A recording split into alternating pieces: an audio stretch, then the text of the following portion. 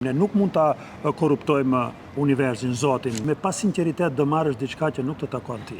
Dhe një ditë patjetër ti t'ia kthesh universit, t'ia kthesh ekzistencës.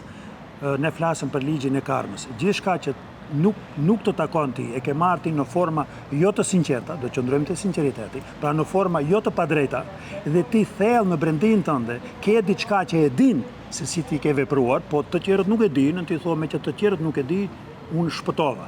Por ka një instancë që din gjithçka për ti, edhe din edhe veprimet që ti i ke bërë, që nuk janë konform me sinqeritetin dhe ti ke bërë të mira materiale.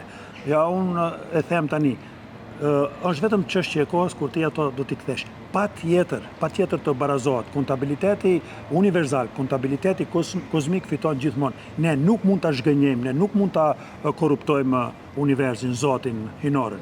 Kështu që kujdes. Kështu që i bie se politikanët Jo, shiko, unë kështu them. nuk funksionon karma te ato.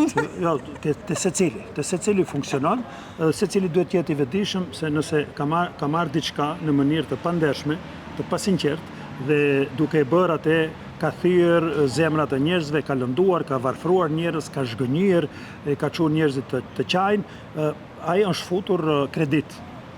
Edhe këtë kredit këtë do ta ktheje, nuk i ik kësaj. Dhe kjo është bazike.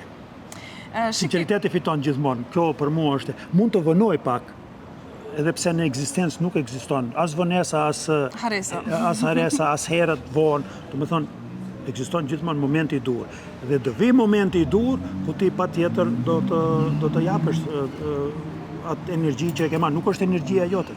Halali nuk bëhet haram asnjëherë dhe harami nuk bëhet halal.